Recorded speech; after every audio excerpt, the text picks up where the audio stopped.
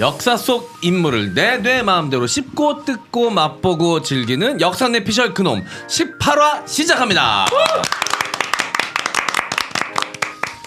네, 저희가 지난주에 이어서 2부작으로 김재규와 차지철의 이야기, 제목은 착한 유신 나쁜 유신 이상한 11.6이란 제목으로, 자, 요 제목은 그 김재원 쌤이 적은 겁니다.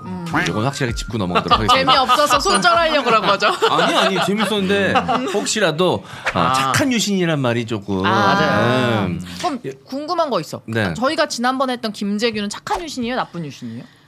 성정상 근데 아마 댓글 많이 달렸을 것 같은데. 왜냐면 생각보다 별로 없을 거라고 얘기하셨지만 네. 김재규를 민주투사로 생각하시는 분들이 꽤 많아요. 심지어 역사 학계에도 있습니다. 네. 역사 학계도 저도 네. 그런 책 봤어요. 네, 저명한 선생님이신데 네. 김재규를 그렇게 생각하세요. 그럼 착한 유신인 거예요? 아니 근데 실제로 좋아서 그런 거예요? 아니면 마음속에 어쨌든 박정희를 끝냈다는 마음이 커서 그런 거예요? 그러니까 박정희에 대한 안티 그쵸. 때문에 그게 너무 세시면. 박정희 안티테제로 그냥 들어간 거고. 결과론적. 그러니까 박정희를 무너뜨릴 누구인가가 필요했는데 그렇죠. 아무도 안 했다고 하면은 역사의 단계가 못 넘어가니까 김재규란 사람을 올린 거지 성공하게. 네. 그다음에 또 70년대 특히 학생 운동을 하셨던 분들한테 조금 그런 느낌이 강하더라고요. 이 어목함을 네. 어쨌든 끝내줬다. 끝냈다는.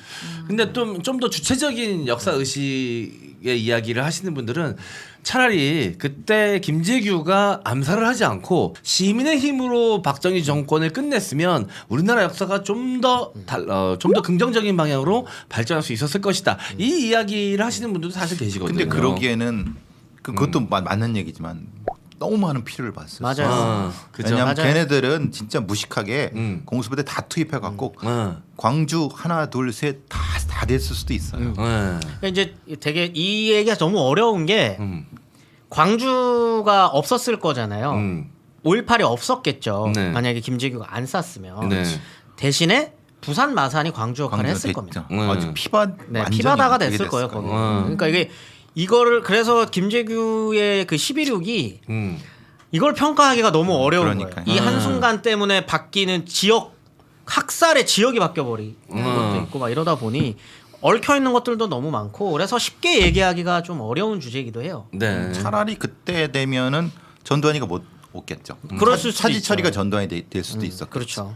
오히려 대신 제거해줬을 수 있. 그러니까 이게 굉장히 복잡한 변수가 있어서 맞아요. 뭐라고 하기 참 어렵습니다. 역사는 가정이 하기 힘드니까요. 힘드니까요.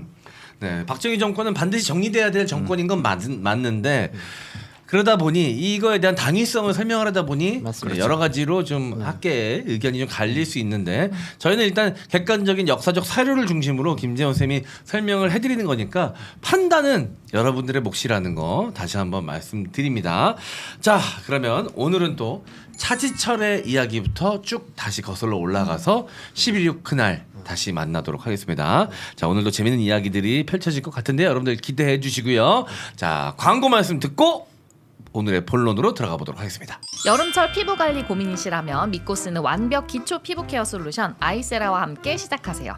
당김없는 완벽 세정의 아이세라 클렌징 폼으로 차원이 다른 맑은 세안 후 일주일에 1회에서 2회 빙하 머드팩으로 모공 관리와 피부 노폐물 제거해 주시고요. 잠자기 전 피테라의 놀라운 효능 아이세라 수면팩까지 3스텝으로 관리하시면 이보다 완벽한 기초 피부 관리는 없습니다. 꼭 한번 경험해 보시고요. M장기획 시청자 여러분들의 성원에 힘입어 아이세라 수면팩의 6차 물량이 또다시 완판됐습니다. 너무너무 감사드리고요. 현재 유가 인상 및 물류비 인상으로 부자재 수급이 늦어서 수면팩을 예약 판매하게 됐습니다. 수면팩 예약 구매 시 아이세라 클렌징 폼 정품을 함께 보내드립니다. 자세한 사항은 소노코스.net에서 확인하시기 바랍니다. 아이세라는 검색창에 소노코스 검색하시거나 소노코스.net 또는 EJ몰에서도 구매가 가능합니다. 리유저블 컵 증정 이벤트도 계속 진행 중입니다.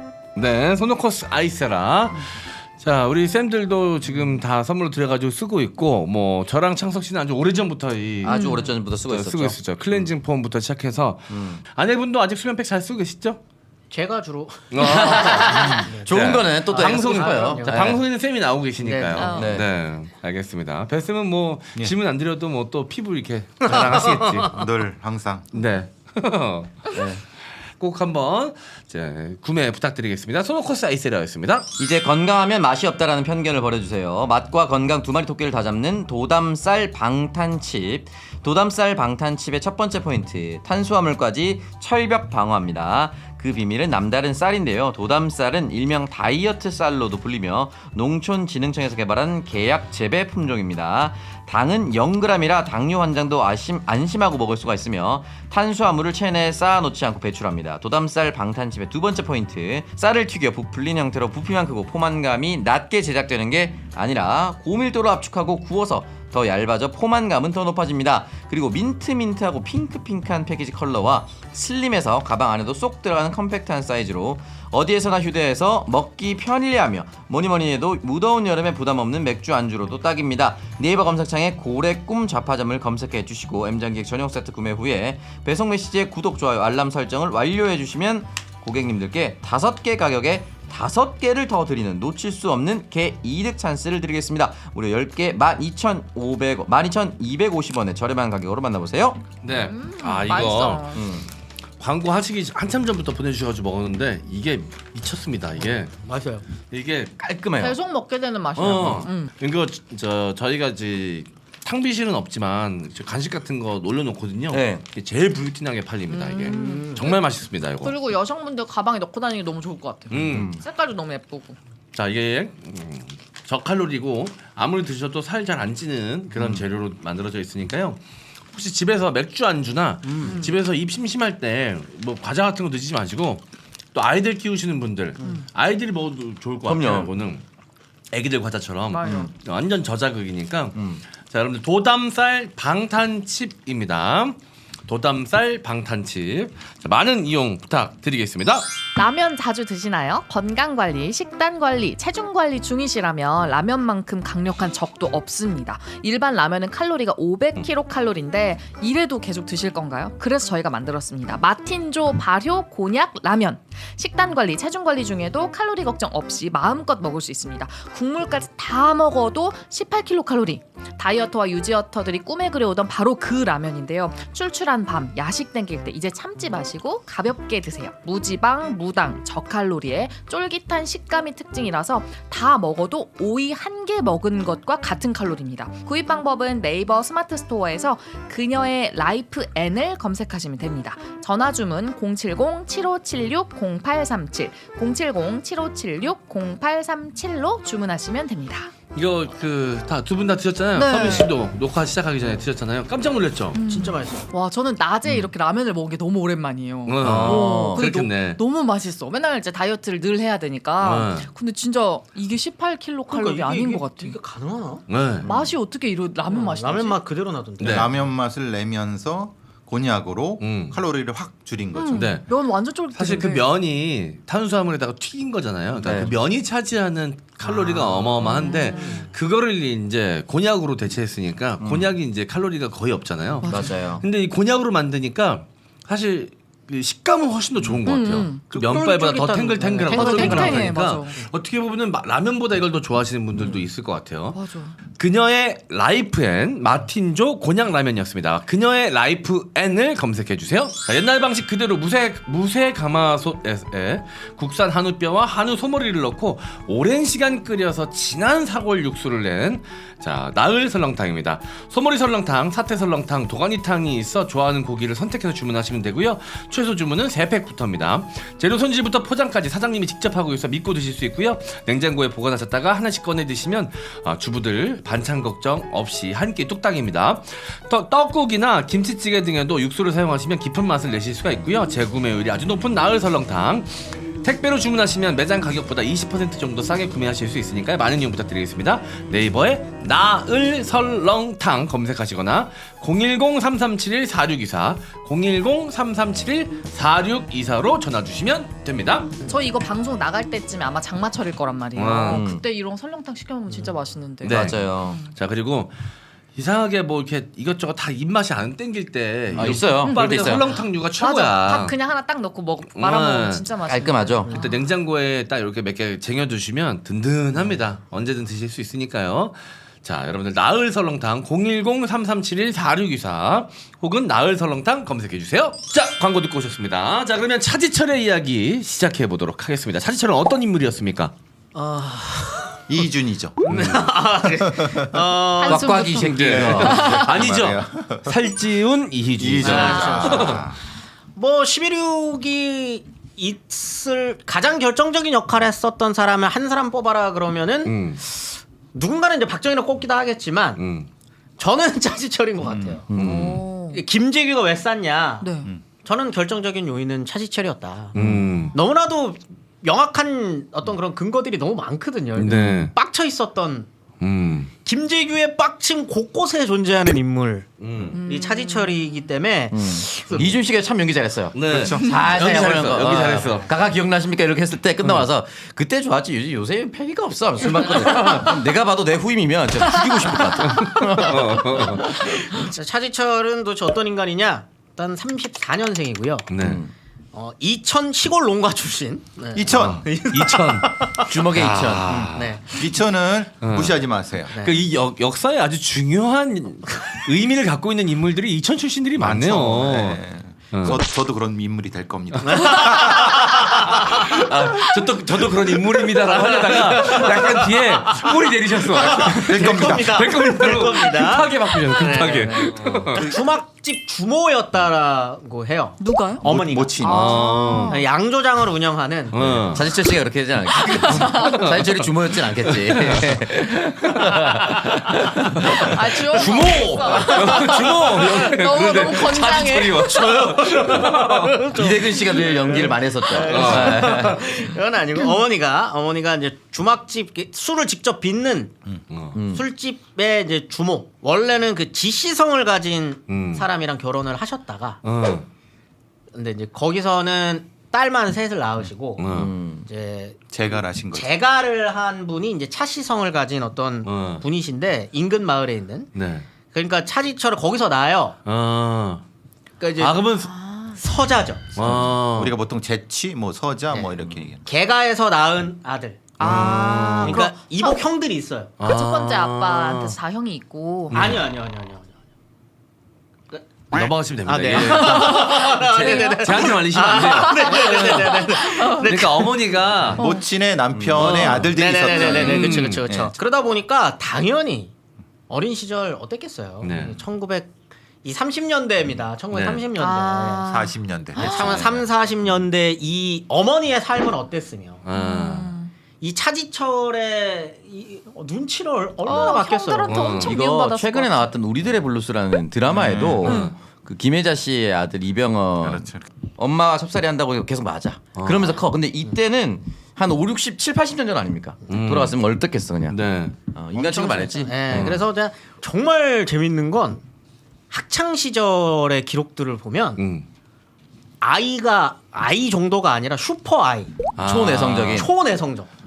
단 한 번도 주먹질도 해본 적 없고, 오 의외다. 단 한 번도 싸움을 해본 적이 없답니다. 쭈구리처럼. 근데 계속 그 부정적인 에너지가 안에 쌓이고 있었을 수 있지. 그렇죠. 계속 쌓이고 근데 학교에서도 뭐 딱히 막 덩치가 막 엄청 크거나 막 이런 게 아니라서 이때는 그래서 그냥 조용하고 네. 정말 그 있는 듯 없는 듯한 그러니까 친구 인터뷰가 하나 남아 있어요. 그 한 번 학창 시절 인터뷰가 한 번 남아 있는데 그분은 11.6이 이해가 안 되는 거예요. 내가 봤던 차이처럼. 내가 봤던 차지철은 그런 애가 아닙니다. 정도구나. 근데 이제 이런 가정 환경에서 자라다 보니까 어머니에 대한 또 사랑과 애정이 엄청나요. 정말 둘째가라면 서러울 대한민국 최고의 효자. 그러니까 엄마 얘기만 하고 그래 눈물을 흘렸답니다. 엄마의. 이거는 찐이라고 하더라고요. 네, 진짜래요. 엄마에 대한 효심은. 네. 왜냐면 엄마랑 둘이 사실 그 집에서 둘이만 한 편이었을 네. 거 아니야. 맞아. 서로 의지하면서 홀대 당했는데. 그래서 11.6 일어나고 난 다음에 나 기자들이 이 어머니를 얼마나 찾아갔겠어요, 차지철. 그래 똑같습니다. 우리 애가 그럴 리가 없다. 우리는 친구 잘못 만나서 우리는 나한테 얼마나 잘했는지 모른다고 그렇게 얘기를 할 정도로 엄마한테는 엄청 효자고 어머니 다음이 박정희였다는 말이 있어요. 아무리 박정희가 좋아도 네. 어머니 다음이 박정희였다. 그 정도로 박정희도 뭐 이해해주겠죠. 이해해주겠죠. 임자 엄마야 나야. 그건 너무 박정희라면 떨어지니까. 섭섭해할 수는 있겠어. 네. 왜냐면 충효로 가잖아 순서가. 그렇죠. 맞아. 근데 이제 차지철 같은 경우는 용산고등학교 출신이에요. 명문이죠, 명문. 명문입니다, 명문. 그래서 공부도 꽤 했던 것 같아요. 굉장히 잘했었던 것 무식한 같습니다. 사람 이거 아니에요. 그런 거 아닙니다. 계속 이대근 씨가 연기해서 그러니까. 이미지가 오히려 그래서 대중에게 알려진 이미지는 김재규와 차지철이 완전 그쵸. 반대네. 반대입니다. 스마트 김재규 전혀 반대입니다. 무식 차지철인데 약간은 다른 느낌이 있네. 뒤에도 완전 얘기했지만 성장 환경을 보면 실제로는 이준 차지철이 오히려 자수성가한 사람. 자성가한 사람이죠. 그러니까 이런 느낌이 실제로 그런데 거꾸로잖아요. 차지철은 벼락수 출신 사람으로 되잖아요. 네. 이준 씨를 왜 그렇게 연기를 했을까? 뭔가 근데 약간 바보 뒤에 나옵니다. 네, 왜 그런 이유가 연기를 했는지. 나죠. 이유는 네. 당연히 있어요. 네. 그러다가 6.25 이제 한국 전쟁 막바지쯤에 사병으로 입대를 해요. 네. 사병 출신입니다. 사병 출신. 근데 이제 6.4 12기에 지원을 했는데 네. 낙방을 했대요. 낙방을 하고 이제 간부보생으로 소위를 달아요. 근데 이게 뒤로 가면 갈수록 이게 엄청난 자기의 자격지심. 한계가 됐겠지. 네. 사병 출신. 네, 왜냐? 이 자기 주변에는 하나회가 또래거든요. 11기가 전두환이잖아요. 그러니까 한 기수 차이의 나이인 거예요. 그러다 보니까 계속 이제 박정희 주변에 있는 하나회 출신들이랑 이런 애들에 비해서는 사관학교 출신이 아니라는 것 때문에 여기에 대한 또 트라우마가 출신에 대한 열등감이 있었군요. 그게 지금 출생부터 계속 이어지는 거죠. 자기는 공부도 잘하고 나름대로 그게 있는데 출생도 구려. 거기에 지금 이 사관학교 떨어진 다음에 간부보생으로 들어갔다라는 것 때문에 거기에 대한 또 자격지심도 있어. 이게 누적됩니다. 계속 누적되면서 군 생활을 하죠. 일종의 병적인 카리스마에 집착하고 군복 쫙 달려 쫙 있고 좋아하고. SS처럼 하고 내 밑에 다 모여. 경호실장 밑에 스타들 엎드려 뻗쳐 시킬 정도. 이 이유가 다 있었던 것 같아요. 이게 그 차지철 밑에서 근무했던 애를 이제 누가 인터뷰를 했는데 신문 그 기자가 이런 얘기를 했대요. 갑자기 산을 보러 가자 그래. 일출 보러 가자고 네. 밑에 애를 데리고 가서 일출을 바라보면서 이런 얘기를 했답니다. 내가 왜 이렇게 강해졌는지 아나? 상남자네. 너무 전형적인 장면이죠. 그것도 꼭 산에 가가지고 그런 얘기 한다. 해 뜰 때. 고독을 씹으며 자랐기 때문이야. 결국은 요새 말은 이제 라떼는 마리아를 시전하는 거지. 내 인생엔 아버지도 형도 없어. 어머니만 있어. 이런 얘기를 했대요. 그러니까 이제 자기는 독고다이로 계속 커왔다는 거죠. 군 생활에서도. 네. 그러니까 나는 이렇게 큰 사람 자수성가했던 거를 자기 밑에 사람한테 이렇게 일출을 바라보면서 했을 정도로 이제 자기에 대한 자부심은 있는 거죠. 그래서 자기 위에는 박정희밖에 없는 거예요. 네. 임관 후에 특전단 공수 특전단에 이제 배치를 받아서 특전단에서 소속돼서 계속 있어요. 그리고 미국 유학파입니다. 아니, 똑똑한 사람이에요. 네, 미국 유학파예요. 그래서 국비장학생으로. 네네네. 군 이때 미국에 많이 보내거든요. 미군으로. 그래서 특수훈련이랑 리더십 교육을 이때 받으니까 그때 제가 전두환 편에서도 말했던 것처럼 전두환도 그런 교육 받고. 심리적 교육 받았죠. 네. 똑같이. 얘는 가가지고 이제 특수훈련 교육을 받는 거예요. 근데 여기서도 일화가 있어요. 일화가 그 미국에서 이제 포트 베닝에 있는 레인저 스쿨이라는 데 입교를 하는데 여기에서 이제 그 미국인 교육생이 인종차별을 했대요. 지금도 하는데 이때는 얼마나 심하겠어. 인종차별을 했는데 그 큰 등치의 미국 백인을 태권도로 해가지고 인종차별 애를 이렇게 딱 눌렀다는 제압을 했어요. 네네네. 그런 일화가 전해지는데 이거 뭐 진실은 알 수 없죠. 네. 진실은 알 수 없는데 너 미군 등치 큰 애 한 수에 이렇게 한 거 태권도의 위상이 좀 좋은데 너 한번 시범단 꾸려가지고 이렇게 해봐라고 이때 하고 있는 그 교육받는 동안 태권도 시범단을 운영했었대요. 실제로 태권도를 할 줄 알았었나? 썰입니다. 네. 갖다 붙여진 그러니까 의협심이 있었다. 뭐 이런 이야기를 하려고 이제 붙여진 이야기인 것 아니 같아요. 반칙 존나 쓴 거 아니에요? 네. 오다가 이렇게 때려놓고 막 그럴 수도 있는데 당시엔 뭐 태권도 같은 이런 무예 같은 거를 그때는 몰랐으니까 미군 애들이. 그냥 한국인이 싸움 잘하면 다 태권도라고 그렇죠. 생각했지. 그럴 수도 있죠. 그럴 수도 있죠. 그래서 품새 같은 거 그냥 지가 마음대로 그렇죠. 만들어줄 수도 있어.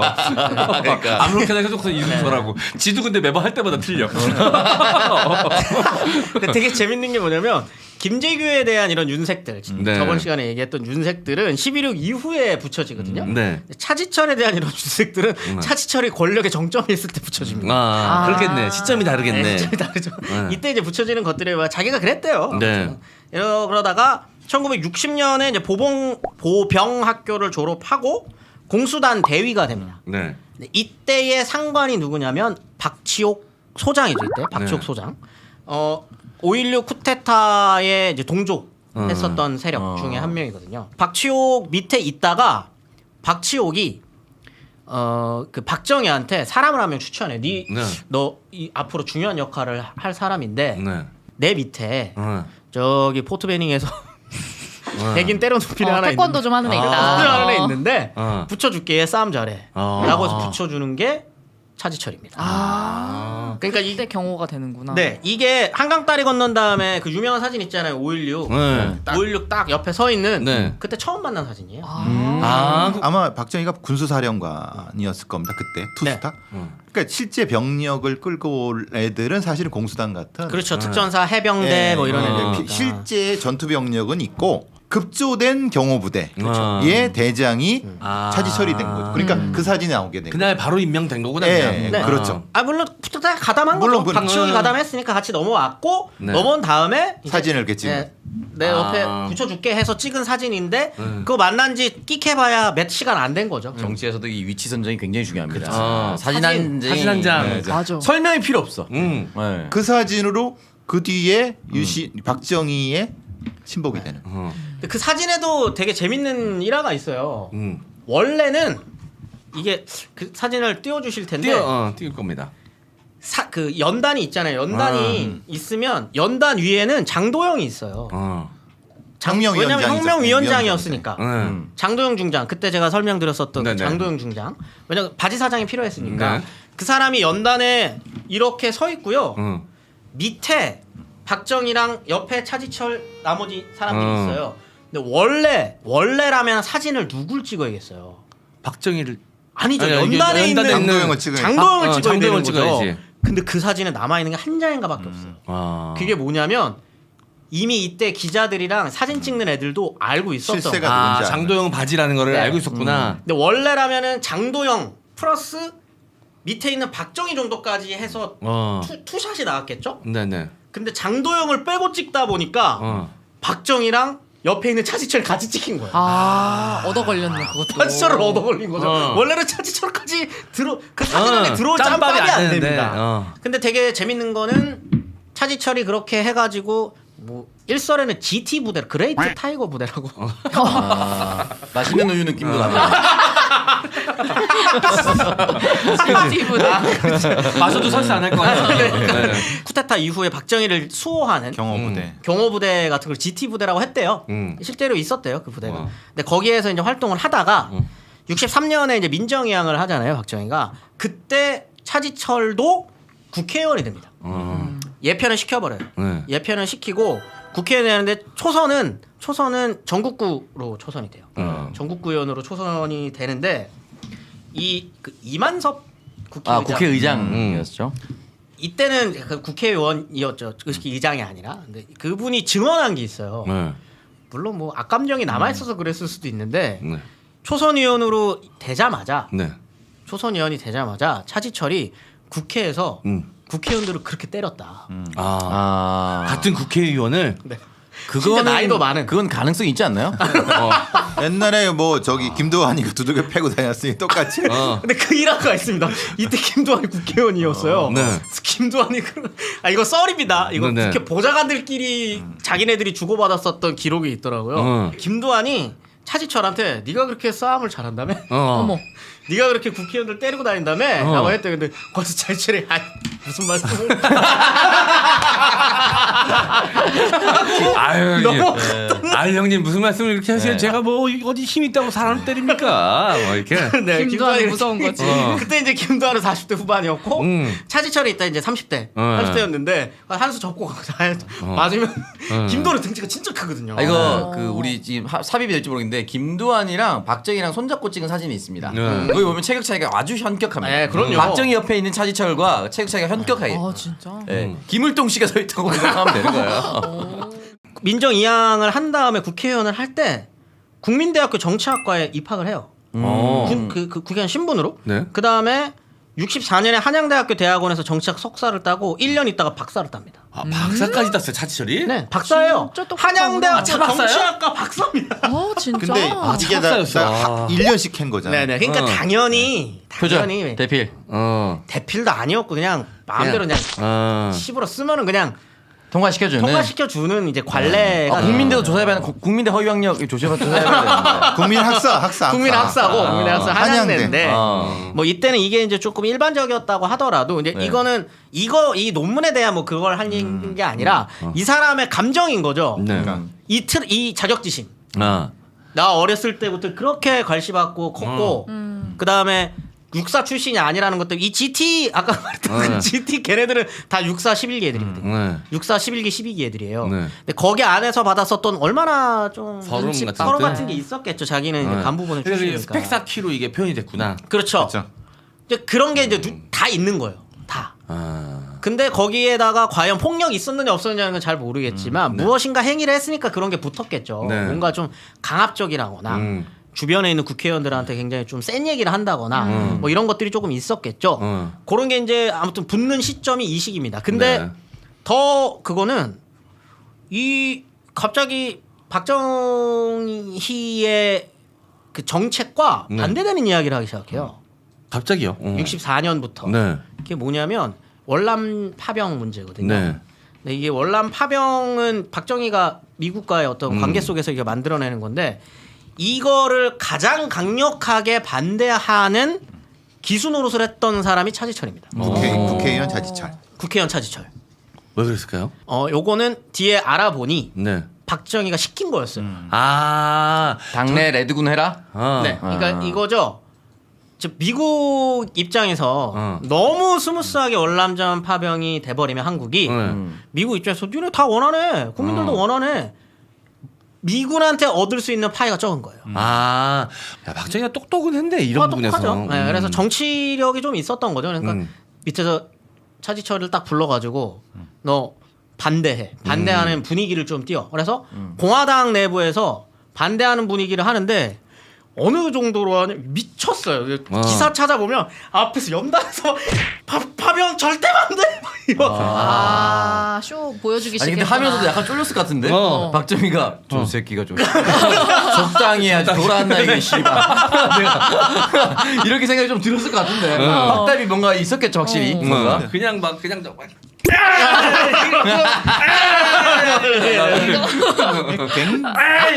성격상 확 변해네. 완전히 변해버리는 거죠. 월남 특권층 자식들은 대부분 외국으로 도망가 있는 마당에 우리 청년들이 그들 대신 죽음 앞에 나서는 건 말이 안 된다. 말 차지철이 한 멋있겠네. 말. 실제로 월남의 그 귀족의 자제들은 다 미국에 있었다고 얘기를 들었어요. 도망가고. 네, 돈 많이 도망갔죠. 네. 다 도망가고. 그럼 이 말이 맞는 말이긴 했네. 맞는 말이죠. 맞는 말을 해야 미국도 알아듣죠. 맞는 말에 기반해야죠. 네, 아무튼 그렇게 해서 사람들 눈에도 띄죠. 그렇죠. 당연히 저 사람은 뭔가 국민을 위해서 퍼포먼스. 그다음에 이 그냥 공화당 의원이 여당 의원인데 왜 대통령한테 반기를 든 거니 보기에는 얼마나 사람들이 보기에는 얼마나 의인처럼 느껴졌겠어요. 아무튼 그리고 난 다음부터는 그런 대중적 지지도가 조금씩 올라가서 67년에는 그 지역구로 내려가가지고 당선됩니다. 네. 지난 시간에 이제 이천 지역구. 하셨던 것처럼. 그 이대로 두 번 더 하죠. 예. 네, 재선까지 36살에 네. 국회 외무위원장직을 와. 최연소로. 네. 71년에도 8대 국회의원 선거에서 민주공화당 후보로 나와가지고 되고 8대에도 나가가지고 했어요. 4번이네. 네 번이죠. 네 번이네, 네 번. 그래서 이천 사람들이 차지철을 생각하는 게 우리 차지철이라고 얘기를 해요. 그리고 이천이 굉장히 독특한데 굉장히 많이 굉장히 빨리 발전됩니다. 여러 가지 기반 시설을 하는데 차지철이 많은 역할을 했다는 얘기가 있어요. 좀 자랑스러워하겠네요. 그러니까 근데 이제 문제는 죽고 나서는 이제 사실 쉬쉬하지만은 그때 아는 노인분들이나 어르신분들은 옛날 분들은 그런 걸 차지철이 많이 했다. 이천 사람들이 생각하는 차지철은 다른 데 생각하는 차지철 많이 좀 다릅니다. 뭐 지역구 입장에서는 뭐 네. 그럴 수 네. 있는데 상당히 이천이 보수적인 동네이기도 하고 그렇습니다. 워낙에 근데 이 새끼는 네. 악행이 많아가지고 그렇죠. 악행이 너무 많아서 뭐 뒤에 쭉 설명드리겠지만 그 뭐 이천 주민들이랑은 다른 생각을 가질 수밖에 없는 거죠. 그렇죠. 어떤 네, 네, 사람들은. 맞아요. 근데 이제 여기에서 정말 그 어떻게 보면 이게 운명 같은 일이 이제 벌어지는 게 그게 뭐냐면 74년에 네. 문세광 제일교포 문세광이 유경수 여사를 저격하는 그 사건이 벌어지게 되고 이때 원래 경호실장이었었던 피스톨박. 네. 피스톨박 박종규가 물러나고 아웃. 이 후임으로 차지철이 경호실장을 맡게 되는 거죠. 네. 유경수 여사가 저격될 이게 만약 음모론을 걷어내서 저격을 당할 정도면 내 주변에 정말 내가 믿을 만한 놈 새끼 하면 붙여야겠다. 그렇죠. 생각할 수 있는 거죠. 근데 그 믿을 만한 놈이 누구냐? 음. 그거를 주변에서 계속 이 사람 좋은 사람이에요라고 얘기했었던 사람이 있대요. 그 사람이 누구냐면 유경수입니다. 그때 차지철을 좋게 본 거야? 네. 왜 좋게 봤냐면 1번 여자 관계가 깨끗하다. 아. 여자 관계가 깨끗하거든요. 네. 이대근 씨. 차지철은 왜요? 왜 그런 표정을? 그냥 그렇구나. 쑥맥이에요. 아 여자 문제에 있어서만큼은 완전 쑥맥. 순수했구나. 네. 이거 막 그 나중에 궁정동에서 막 박정희가 그렇게 놀 때도 차지철은 술도 잘 안 먹고 술도 안 먹습니다. 오. 술 담배를 안 해요 이 사람. 의외다. 차지철은. 엄마가 싫어할 것 같아서 그랬다? 독실한 크리스찬입니다. 희한하죠. 독특한 인물이다. 그러니까 특이한 사람이에요. 그러니까 엄마가 그러죠. 우리 애 그런 애가 아니라고.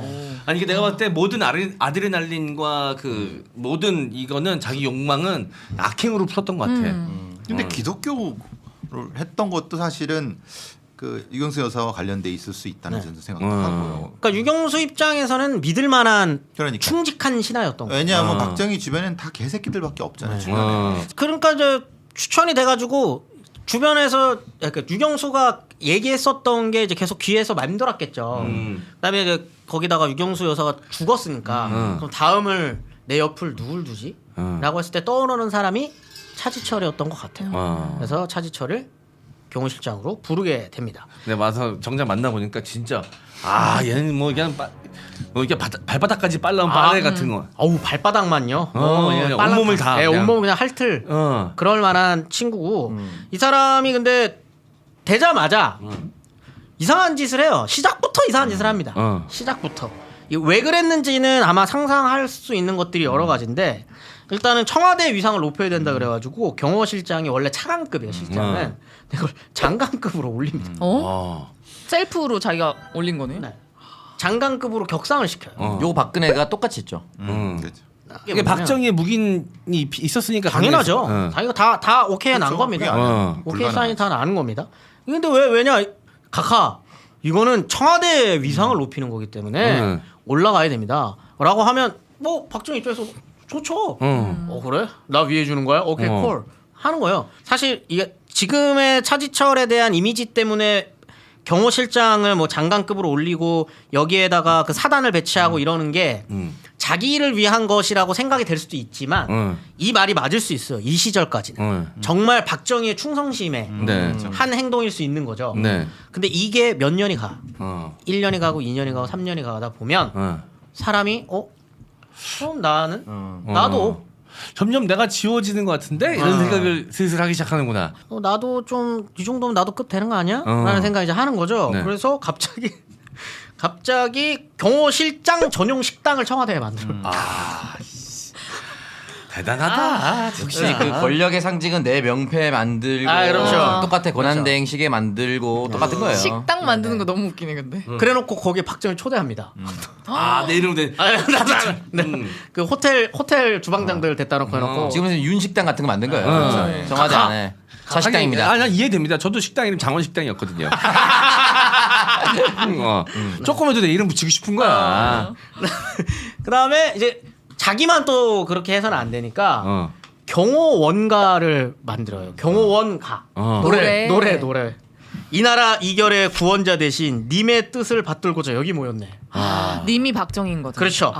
이거를 박정희 앞에서 부르게끔. 애들이 참 도열하고 이거 그럼 안 이뻐할 수가 없었겠네. 좀 과하지 않나 근데? 일설에 박근혜가 그걸 듣다가 너무 듣기 싫어가지고 너무 듣기 싫어서 비서관을 통해서 아빠가 그거 듣기 거북해 하니까 안 부르면 안 되냐고. 박근혜가 중간에서 박근혜가 그래, 딸이 너무 듣기 듣기에도 싫어, 너무 과한 듣기 싫어가지고. 거지. 너무 대놓고 빠니까. 근데 그래가지고 이제 앞딸이 싫다 그러니까 차지철을 불러다가 하지 말라 그랬대요. 그랬더니 갑자기 박찬치 울면서 각하 저의 중심을 혹시라도 그게 박근혜 마음이 아니라 박정희의 마음일까봐. 그러니까 오해하면 안 되니. 네. 재고를 부탁드립니다. 그래서 막 이렇게 이지랄을 한 거예요. 그래서 박정희가 그걸 듣고 꼭 부르겠다면 향토 예비군의 노래랑 섞어서 불러달라고. 듣기 쑥스러웠나 박정희는 보다. 싫진 않았네. 싫진 않았어. 딸이 싫어했던 거네. 딸이 진짜. 자기를 위해서 하니까 완전 싫어할 수도 없네. 근데 아까도 얘기했지만 차지철 입장에서는 이게 진짜 이게 우리 각하의 마음인지 박근혜의 입을 빌어서 얘기하는 각하의 마음인지 진짜 박근혜만 이야기한 건지 헷갈리잖아. 헷갈리죠. 이거를 무릎 꿇고 재고를 빠는 거 하나는 정말 프로네 프로. 노래를 만들어서 저는 이거 진심이었다고 봐요. 이 사람은 진심이었어요. 왜냐면 그 앞에 서사들이 박정희 나를 알아주는 사람은 박정희밖에 없던 거예요. 지금까지 그렇게 모멸 속에. 그거 되게 큽니다. 네. 사람이 계속 찌질하게 살았는데 아무도 나를 알아보지 않을 때 나를 알아봐주는 단 하나의 사람, 그거 좀 커요. 진짜 크죠. 진짜 크죠. 그러니까 충성이 정권 도를 넘다가 그 경호처 애들한테 SS 군복을 히틀러 친위대 옷을 똑같이 베껴가지고 그걸 입게 해요. 나치의 옷을? 네네. 그런 옷을 그러니까 이게 왜냐하면 그 SS 친위대라고 하는 게 그런 거잖아요. 히틀러가 죽어 하면 죽을 수 있는 애들이거든요. 우리도 그런 사람들이다. 그때 그 사람들 보면은 약간 지난 세계 그 친위대복이 나옵니다. 거기에 저기 차이철이 입었던. 근데 이제 그런 정도로 이제 충성심을 보여줌과 동시에 자기의 권위를 높이는 일도 이제 하게 되는데 그게 좀 부러웠나 봐요. 박정희가 그 군대 사열하고 그 여의도에 가면은 그 5.16 광장 있었잖아요. 지금 여의도 공원 있는데 거기서 이렇게 딱 경례 받고 이게 엄청 부러웠나 봐요. 그 짝퉁 사열단을 하나 만들어요. 국기 하강식이라고 원래 그 6시 되면은 이렇게 내리죠. 국기 내려왔잖아요. 그거를 할 때 일주일에 한두 번씩 자기가 그걸 합니다. 자기가 그걸 하는데 누구를 부르느냐? 일부러 밥이나 함께 하시죠라고 하면서 장관들, 국회의원들, 그다음에 군 장성 4성급들 얘네를 일부러 불러요. 그래서 거기서 자기가 대정놀이를 하는구나. 거기에서 그럼 밑에 이렇게 딱 서 있으면 사열을 하고 있고 국기가 하강되면 이제 밑에 있는 애들이 그 경호처 애들이 입고 있는 애들이 경례를 할 거 아니에요. 차지철을 향해 경례할 거 아니에요. 그러면은 이게 되게 웃기. 그때 당시 군에 있었던 분이 육성으로 남기신 거를 봤는데 그거 어떡하겠어. 우리도 다 같이 하는 거지 뭐. 같이 하는 거야. 자동으로 차지철한테 그냥 하는 거야. 사성장군이랑 장군들도 뭐 어떻게 옆에 있는 애들이 하는데 우리도 하는 거지 이러면서 하는 거예요. 그러면 아니 그들도 아니까 이게 지금 최고 권력이라는 거예요. 그럼 또 차지철이 또 딱 받아주고 지휘봉을 항상 들고 다니거든요. 지휘봉 딱 두고 일주일에 한 번씩 말 잘 듣는 애한테 그 지휘봉을 선물했대요. 어머. 자기 거를. 네, 지휘봉 똑같은 거를 선물하는 거예요. 그거 하는 거를 행사를 하거든요. 또. 그 짓을 하는 거죠. 근데 이거를 박재가 알아요. 냅둡니다. 냅둬요. 그 정도는 뭐. 네. 그래 뭐. 네가 뭐 5.16 광장에서 하는 것도 아니고 경호처에서 연병장에서 한다는데 만약에 11.6이 아니었으면 차지철도 곧 정리될 거였었거든. 내가 봤을 때 오래 2인자를 만들어두지 않아. 박정희는. 그렇죠. 근데 이게 재밌는 게 정말 재밌어요. 이거는 이게 정말 이해가 안 되는 건데 이제 대통령한테 업무 보고가 되는 모든 그 보고서를 자기를 거쳐서 가게끔 그렇게 만들어 버린다. 완벽한 문고리가 되겠다. 네. 이게. 유일한 통로가 되겠다. 네, 원래는 비서실장이 되잖아요. 그렇죠. 근데 경호실장이 그걸 하니까 말이 안 되는 체계잖아요. 그걸 왜 네가 하냐? 김기현이 해야지. 라고 하니까 이 사람이 하는 말이 뭐냐면 아 그걸 왜 네가 하냐고 뭐 이렇게 말투가 그런 아저씨. 그게 이방 같죠? 아니 그 김기현을 보면 그 말투 아, 아저씨가 그래요? 그래. 성격이 약간 그래요. 네, 일본 메이지 유신 때 어떤 신하가 왕에게 올리는 문서 귀퉁이에 독약을 발라놨던 적이 있다. 여기다 네. 아, 침 발라서 침 발라서 이렇게 하니까 그거를 내가 실제 있었던 그거를 내가 검사해야 되기 때문에 모든 보고서를 내가 한 장 한 장 봐야겠다. 김이상궁처럼. 독 확인하는 거야. 근데 이거 되게 웃긴 거 이렇게 얘기하니까 박정희가 그러라고 하는 거예요 또. 그래? 너 그렇게 기특한 생각 갖고 있었니? 그래 그래라. 그럼 종이 한 끝부터 머리 다 눅눅해져 있고. 침 발라야 돼. 박정희가 받았던 보고서 다 한 귀퉁이에. 대답하고. 나한테 왔는데 젖어 있어. 정말 싫어. 나는 그냥 그걸 이유 삼아서라도 죽여버릴 것 같아. 내가 근데 이제 이러다 보니 당연히 누구랑 트러블이 생기겠습니까? 처음에는 재규가 아니고 처음에는 김계원과 갈등이 생기죠. 김계원이랑 갈등이 생기면서 김계원이 그냥 미워 죽겠는 거예요. 얘가. 이 월권 행사를 하는 게. 그러다가 이 불똥이 조금씩 커지기 시작하는 게 중앙정보부인 거죠. 뭐냐 정보를 자기가 다 가지려고 하니까. 중앙정보부의 그럼 역할이 뭐냐. 야, 그냥 보고나 하는 거고 이 우리나라의 모든 정보와 이거는 나로 통해야지. 근데 김재규 입장에서는 나이도 한참 어려. 군대도 후배야. 군대도 사실 후배라고 생각도 안 했을 거예요. 아니, 국사 자기는 출신이고 삼성인데. 저희는 그다음 장군이었고 얘는 대위 대위 있다가 영광 그 해가지고 국회의원 하다 이런 애고 얼굴도 감히 쳐다볼 수 없었던 그런 애가 맘먹고 김부장. 김부장 김부장 이렇게 부르고 그 이야기가 그 이번에 나왔었던 영화에서도 그 얘기를 하잖아요. 그 전화 할 때 누가 먼저 하게 하고 막 그거 의전하는 거 그게 실제로 있었대요. 그렇겠지. 그 되게 네. 중요하거든. 그게. 자기가 보고를 받아야 되는. 먼저 전화해서 전화하라 그래. 끊고. 그러면 김재희가 전화해서 무슨 일입니까? 김부장. 이렇게 되는 그런 거를 자꾸 정말 별거 아닌 것 같은 그런 짜잘한. 근데 진짜 그게 빈정상합니다. 그러니까 굉장히 김재규가 이제 불편했대요. 그렇지. 11.6 얘기를 뭐 다들 아시는 얘기니까 네. 간단하게 설명을 드리면 이게 왜 조금 우발적이다는 얘기가 있는지도 생각이 드실 거예요. 아침에 네. 그러니까 김재규가 차지철한테 전화를 해요. 오늘 삽교천 행사가 있다. 그래서 삽교천 그 완공식이랑 더 중요한 거는 KBS 당진송신소 완공식이었거든요. 네. 근데 이게 왜 중요하냐면 아예 KBS 당진송신소를 관할하는 데가 중정입니다. 근데 여기- 통신소 관리를 중정에서 했다고요? 당연하죠. 전파 그렇죠. 이때는 어. 엄청 중요한 거니까. 감청이나 이런 거 다. 네네. 그러니까 당연히 김재규가 가야 되는 거예요. 김재규가 가야 되는 거죠.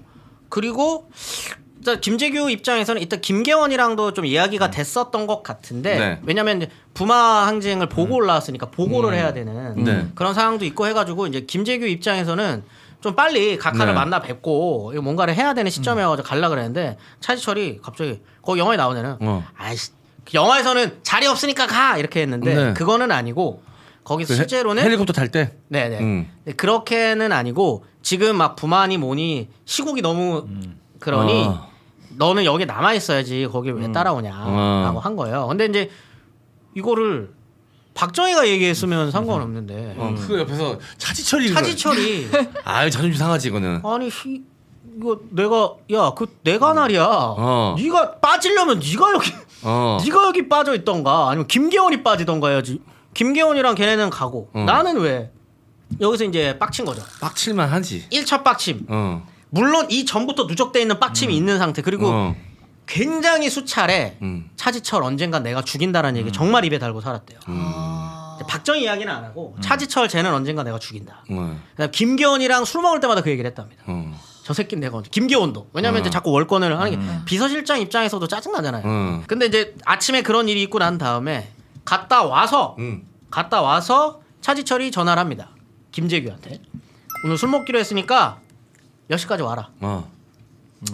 이것도 이제 여기서 또 짜증나는 거야.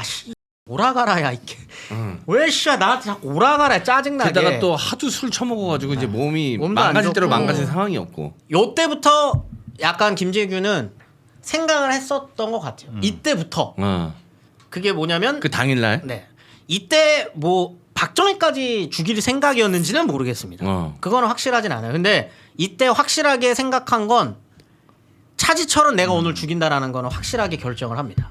그리고 그 권총을 챙기고 그 다음에 육참 총장한테 네, 전화해서. 육참 총장한테 전화를 해가지고 너도 와라.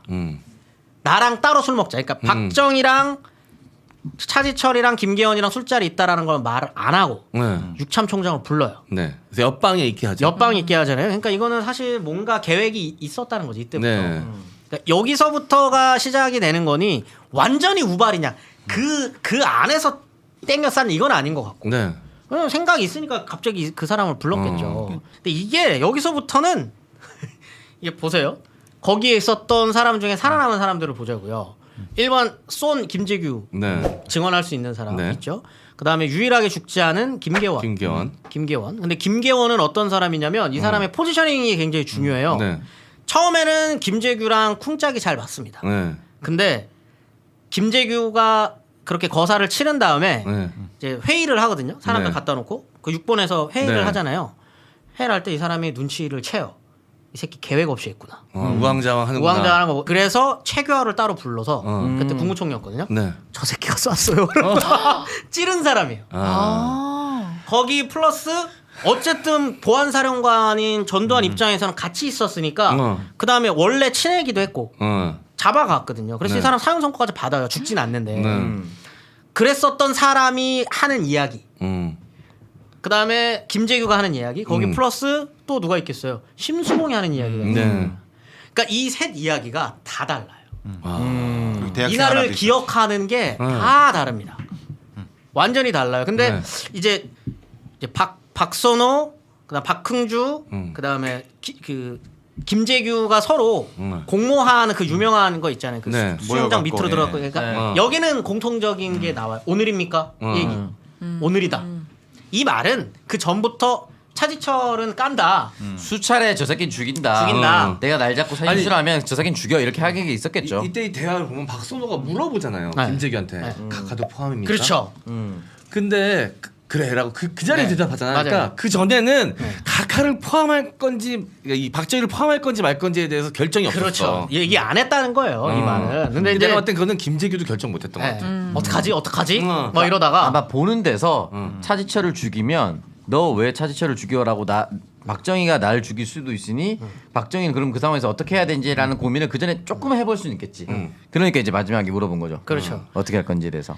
근데 이제 박선호가 30분만 달라라고 해서 30분이 있다가 이제 박선호가 시켜요. 준비 다 됐다는 걸 얘기해야 되니까. 그래서 이렇게 옆에 밑에 있는 애를 시켜가지고 전화 왔습니다라고 해가지고 내려와요. 맞아? 총을 가져다가 가서 일단 1차 일발 첫 발은 차지철의 손목을 빵 쏩니다. 네. 근데 이제 갑자기 차지철 이 새끼 너 건방져라고 얘기하면서 네. 이것도 증언마다 달라요. 네. 이것보다 아무 말 없이 쐈다는 사람도 있고 싸웁니다. 근데 여기서 갑자기 그 차지철이 김 부장 왜 이래? 이렇게 된 거고 갑자기 이제 그 박정희는 지금 뭐 하는 짓들이야? 여기까지는 공통적으로 다 그렇게 했다. 근데 이 다음에 박정희를 쏘면서 했던 말도 증언마다 다 달라요. 그게 이 사건의 성격을 규정해 주는 거니까. 그러니까 이게 김재규는 처음에는 아무 말 없이 쐈다라고 해요. 처음에는 아무 말 없이 쐈다고 하고 그 다음에 그 재판 기록에서는 정치를 좀 대국적으로 하시 이게 나오거든요. 네. 그다음에 그러니까 나오죠. 처음에는 아무 말 없이 쐈다고 했다가 나중에는 의미 부여를 하려다 보니 그 멘트가 필요했구나. 그렇죠. 그게 붙어가지고 정치를 좀 대국적으로 해주십시오. 이런 버러지만도 못한 까지 하면서 버러지만도 못한 하면서 쐈다라고 이제 얘기인데 이게 그래서 박정희 오른쪽 가슴에 이발을 발사를 하는데 이때 아무 말 없이 쏜 것 같진 않아요. 왜냐면은 밑에서 있었던 박선호의 증언에 의하면 일반 그러니까 차지철의 오른쪽 손을 강타한 다음에 4, 5초의 간격이 있었답니다. 그러니까 한 5초 정도. 그 말은 뭔가 얘기를 했거나 제스처를 칠한 다음에 이제 싼 건데 1, 2, 3, 4 옆에 있었으니까. 네. 꽤 긴 시간이죠, 네. 교수님. 원래라면은 어이구 저격하겠다고 마음 먹었으면 빵 쏘고 그렇죠. 빡빡 쐈어야죠. 빵 쐈겠지. 네. 빵빵빵빵 이렇게 돼야 되는데 뭔가 있었던 거예요. 근데 그 말이 다 달라요. 무슨 말이었는지. 김재규는 이제 최후의 진술이었으니까 존나 멋진 표현으로 그렇죠. 뭔가 정치를 좀 대국적으로 하십시오. 구국의 결단을 포장하기 위해서. 네. 산발을 쏠라 그랬는데 거기 나온 것처럼 네. 걸려가지고 밑에 네, 내려가서 총 박선호한테 가져와 총. 네, 총 받고 가서 쏩니다. 네. 쏘고 이제 두 발을 더 쏘고 난 다음에 이제 심수봉 무릎에 누워 있었대요.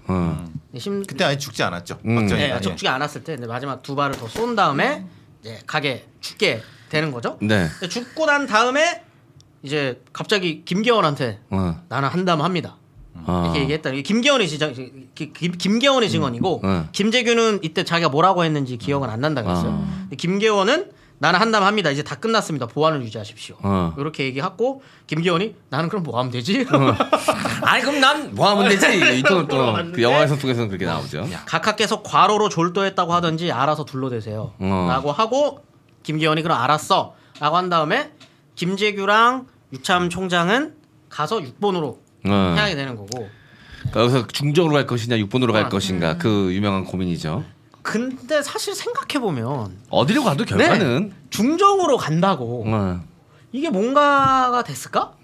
저는 사실 왜냐면 이게 계획된 게 너무나도 어설프기 때문에 그게 쉽지 않아. 요즘 분위기는 옛날에는 중정으로 갔으면 달라졌을 것이다라는 얘기가 있었는데 요즘은 또 안 그렇더라고. 왜냐면 어디로 가도 똑같았을 네. 것이다. 그때 사실 계획을 짜려 그러면 전두환이도 죽였어야 돼. 왜냐하면 전두환이가 바로 수사본부장이 될 수 있는 구조였어요. 그러니까 그러면 그거를 전두환이 그러니까 죽인 그것까지 다음에 생각을 못한 거지. 했으니까 만약에 부르려고 하면은 육참순장 불러. 야, 저 작전차장 불러. 아니 뭐 투스타 애가 뭐라고. 그러니까 이거를 계획 안 했다는 게 바로 나오는 거지 사실. 자, 그러면 그 살해 현장, 암살했던 현장을 프로파일러 분들은 혹시 그걸 이렇게 공부를 하거나 그걸로 연구를 한 적이 순서가 있습니까? 문제죠. 아. 그러니까 왜 저기 차지철이부터 쐈느냐. 아. 실제로는 차지철이가 미웠다? 근데 아까 M장 말한 대로 실제로는 차지철이가 미웠지만은 걔를 사실은 뒤에서 조정하거나 좀 옹호한 건 박정희거든요. 그렇죠. 네. 본질이죠. 사실은 박정희부터 쐈어야지. 네. 심리적으로는. 박정희 쏘면 차지철이 달려들면 어떡해? 근데 이제 이 상황이 그렇게 긴 시간이 아니에요. 빵. 이게 뭐 달려들 거. 근데 순서치고는 왜 손목을 맞추냐 이 말이에요. 바로 딱. 예. 그러니까 이상하잖아. 이 앞에서 있는데 어떻게 거기 쏘지? 머리에다 쏘면 쐈지 왜 손에다 쐈을까? 그러니까 그것도 이상한 거예요. 그러니까 이건 뭐라고 하냐면 이게 아니라 뭔가 이렇게 긴장을 많이 했나? 그렇죠. 긴장하거나 아니면 이렇게 뭐 말하다가 막 흥분 상태에서 그런 그냥 상태에서 거의 난사에 가까웠다. 얘기하다가 이렇게 했을 가능성이 있는 거지. 거기서처럼 차분하게 이 새끼 막 이건 아니었을 거예요. 심리적으로는 그게 맞는 거예요. 그러니까 그날 뭐 계획을 세우고도 세웠지만 만약에 특별하게 트리거가 없었다면 그냥 가슴속에 권총을 품은 채 그렇죠. 지나갔을 수도 있고. 그렇죠.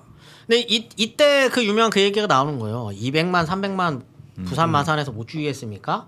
이 얘기를 들었고 이제 그 차지철이 그 얘기를 했을 때 이제 김재규는 아 그렇게까지 뭐 이렇게 했는데 네가 뭘 알아? 뭐 이러면서 이제 무슨 얘기 이때 당시 증언에 김계원의 증언에 따르면 뭐 그냥 노래 이야기를 하다가도 다시 주제가 정치 이야기로 가고 무슨 이야기를 하다가도 다시 정치 이야기로 가는. 그러니까 자꾸 김재규가 쿠사리가 뭐 네가 지금 요즘에 중정이 물러 터져가지고 이 얘기가 계속적으로 나왔대요. 그러니까 계속 자극이 쌓이고 네, 쌓였겠구나. 그러다가 이제 이렇게 땡기게 된 거죠. 그러니까 뭐 모르겠어요. 저는 우발적이라고 보는데, 근데 이제 뭐 의인설을 주장하시는 분들은 이제 뭐 네. 거사였다고 하니까. 네. 아무튼 이제 그렇게 해서 죽습니다. 근데 이제 김계원이 뒤처리를 해요. 김계원이 그 이제 병원에다가 옮겨가지고 사망 선고 국군 서울병원에다가 이제 해가지고 사망 선고까지 딱 받고 그 체교화를 비롯해서 네. 내각 애들을 다 불러야 될 거 아니에요. 쭉 부른 다음에 이제 김재규가 죽었다는 말 그때까지는 안 하고 각하가 죽었다까지만 얘기를 한 다음에 비상회의를 소집합니다. 비상회의를 소집하는데 처음에 갑자기 김재규가 계속 그 얘기를 하는 거예요. 지금 계엄령 내리고 전국 계엄령 내려야 된다. 저기 갑자기 죽었으니까 박정희가 죽었으니까 정권을 내려야 되고 지금 어떻게든 이게 비상사태 선언해야 된다라고 하는데 이때도 보면은 나머지 사람들의 태도, 장관들이랑 그 군 애들의 태도가 이게 김재규가 진짜 2인자 3인자가 맞아? 라고 할 정도의 반응을 보여. 그걸 왜 중정부장 마음대로 결정해? 이렇게 해버린 거예요. 이미 분위기는 다 이미 끝떨어진 거지. 너 술 먹을 때 같이 있었다며. 상황부터 설명해야지 왜 계엄을 먼저 때리라고 계속 그러냐. 이빨이 안 먹히는구나. 이빨에 안 먹게 그걸 딱 직감해요. 음. 그러면서 이제 당황했겠죠? 김재규가 네. 원래는 그 뭐라고 증언하냐면 내가 6번 가가지고 계엄령 내리고 하면 사람들이 다 따라와 줄 거로 생각했대. 김재규는. 근데 첫 마디부터 안 먹히는 거야. 이게 뭔가 꼬인 거죠? 꼬인 거죠? 그리고 그것도 실제 있었던 일입니다. 그때 그 사람들에 나오는 나 총장이야 문 열어 그랬는데 네. 어느 대학 총장이세요?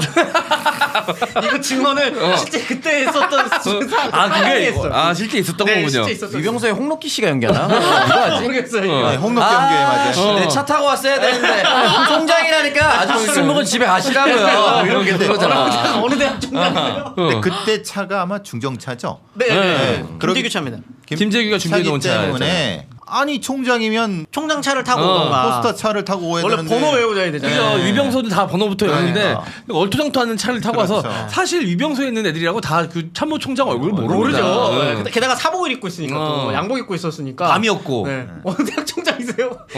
그때부터 사실 어떻게 보면은 김재규의 인생은 꼬인 거죠. 뭐지? 그러니까 이거는 뭐야 어느 대학 그때 느꼈을까? 우리나라 생각보다 개판이었구나. 느꼈을 겁니다.